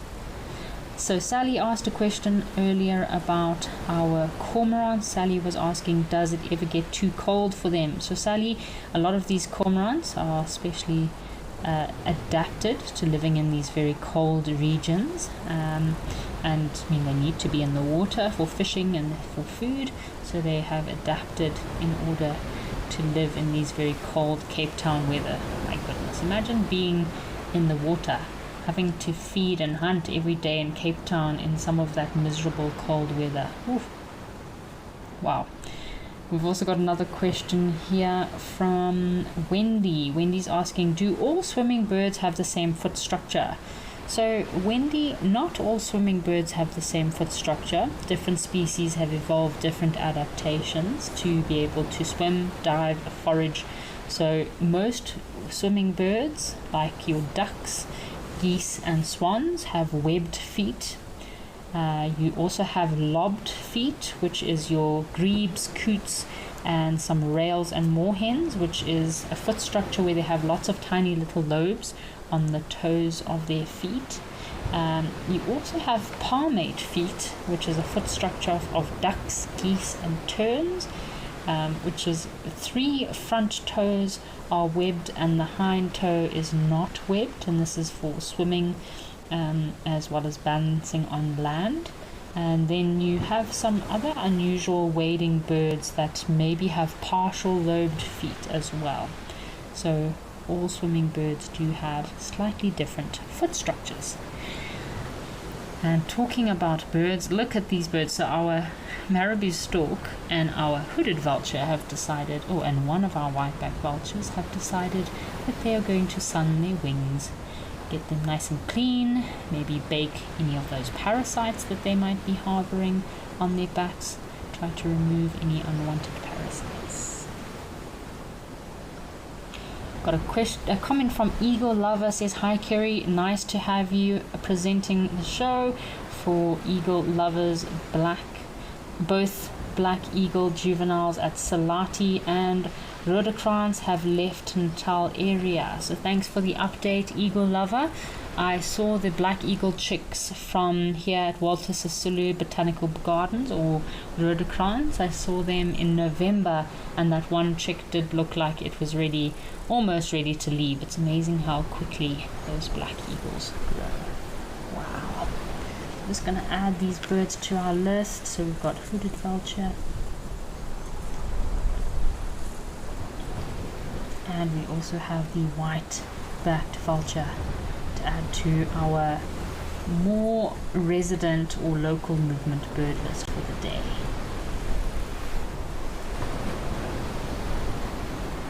I can hear some green wood hoopers calling just in my garden. Such a lovely sound to hear.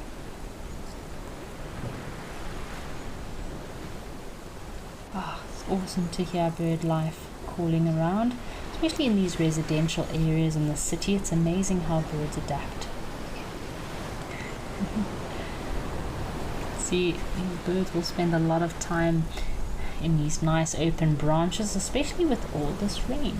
So much rain this time of year, so birds do need to make sure they keep their feathers dry and in good condition, so they don't start to decay or get destroyed by this unusual rainy weather.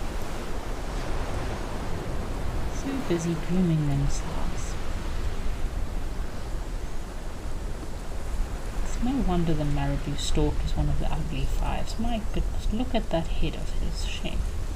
It's definitely got a face that only a mother could love, although I do know a lot of Wild Earth viewers and even some guides that love marabou storks. I think Marcel, this is one of Marcel's favorite birds, is the marabou stork. I don't think it's one of my favorite birds.